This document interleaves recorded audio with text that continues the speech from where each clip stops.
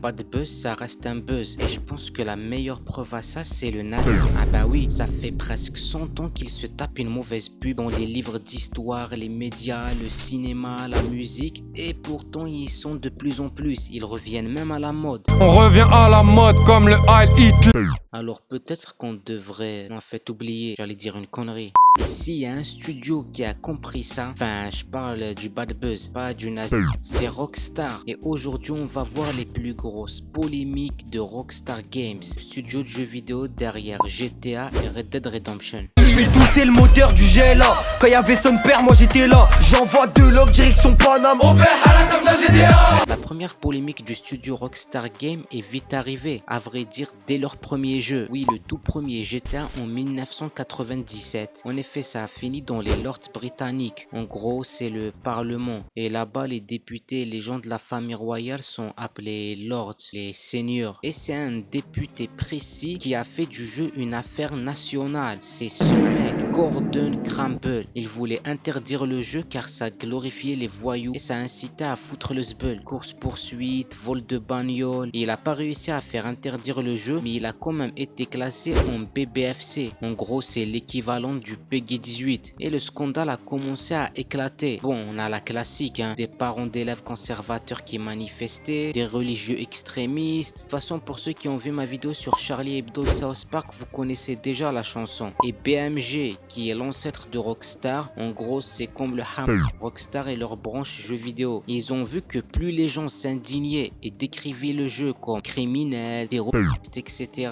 plus les ventes augmentaient. Et au lieu de s'excuser et calmer les tensions, ces fous de Rockstar, ils ont fait l'inverse. Ils se sont associés avec un certain Max Clifford pour déglinguer leur jeu médiatiquement. Je rigole pas. Max Clifford a sorti des articles pour dire que le jeu glorifiait la criminalité, c'est un jeu immoral, violent, et du coup ça faisait parler de lui tous les jours et les ventes explosaient. La stratégie de malade mental. Dites-vous, je suis à deux doigts de dire le N-word juste pour faire polémique et percer. Violeur, TTTTA, sucé, TTTTA, j'vis, GTA. À la sortie de GTA Vice City en 2002, une grosse polémique a éclaté, car dans le jeu il y a une mission qui consiste à fumer tout un gang de trafiquants haïtiens. On pouvait entendre des phrases comme tue tous les haïtiens ou maudit soit les haïtiens. Et des groupes haïtiens aux USA comme la Haitian Center Council ou la Haitian American Coalition, ouais mon accent en anglais on va pas en parler, ils ont commencé à manifester à New York contre Rockstar pour que la mission soit retirée. Et ils avaient même le soutien du maire de New York de l'époque,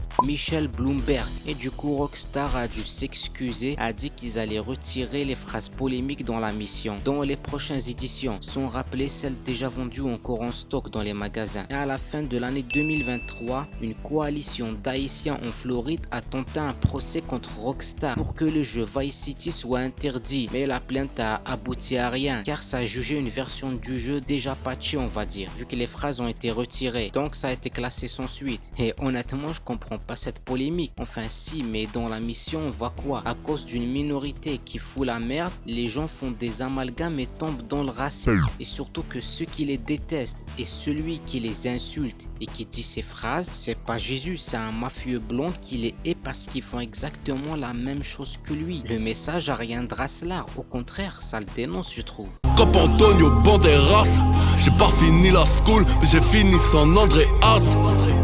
Avant que GTA San Andreas sorte, il y avait une mission bien précise où le but est d'emmener ta meuf au café pour ensuite la do. Non, je m'abaisserai pas à vos skibidi mots de merde là. Donc tu l'emmènes au café pour ensuite la ken. Et à la fin, pour pas que le jeu soit PEGI 18, ils ont décidé de retirer cette mission avant la sortie du jeu. Mais le problème, c'est qu'elle est restée dans les codes et les fichiers du jeu. Et en juin 2005, un modeur néerlandais, Patrick Wildborg, a trouvé cette mission dans les codes du jeu. Il a décidé de poucave. Ça le balance. Et là c'est la merde pour Rockstar, car c'est le congrès américain qui s'en mêle. Ils ont voté une résolution pour que la Federal Trade Communication enquête sur Rockstar, car pour eux la description du jeu par Rockstar était trompeuse et mensongère, vu qu'ils n'ont pas cité la mission retirée. Et l'entreprise a dû rappeler tous les DVD vendus, ce qui leur a coûté plus de 24 milliards. Et ils se sont engagés à mieux étiqueter leurs futurs jeux sous peine de payer 11K à chaque infraction. Et ça s'arrête pas là, puisque plusieurs collectifs ont décidé de porter plainte contre Rockstar pour demander des indemnités. Oui bon, c'est les USA, tu peux porter plainte pour tout et n'importe quoi là-bas. Et du coup,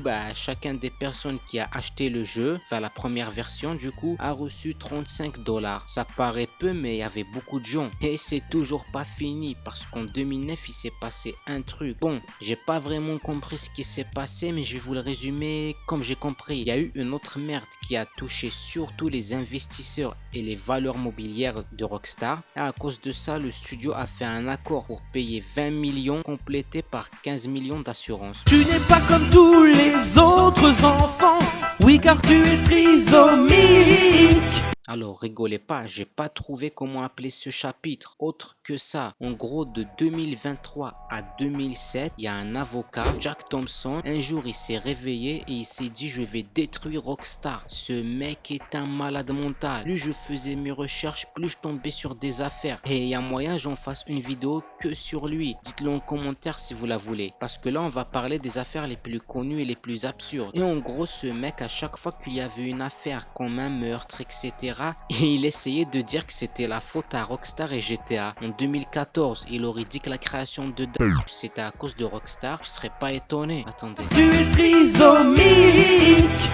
Ok, c'est bon, ça va. Et c'était la mode à l'époque d'accuser GTA de tout. Grosso modo, les gens ont d'abord accusé les juifs d'être responsables de tout. Ensuite, ils ont accusé Rockstar. Et là, c'est au tour des maghrébins et des musulmans. Par exemple, en 2003, en Alabama, il y a Devin Moore qui a zigouillé 3 flics. Et ses parents ont dit que le responsable, c'était GTA 3 et GTA Vice City. Car c'est soi-disant ce jeu qui a incité leur fils. Et ils s'arrêtent pas là, c'est des baisers. Parce qu'ils ont réclamé à Rockstar plus de 600 millions de dollars de dommages et intérêts. Ou bien encore en 2007, la famille de Cody Posey au Nouveau-Mexique. En gros, c'est un homme qui a fumé son daron. Je vise la côté, charge mon daron.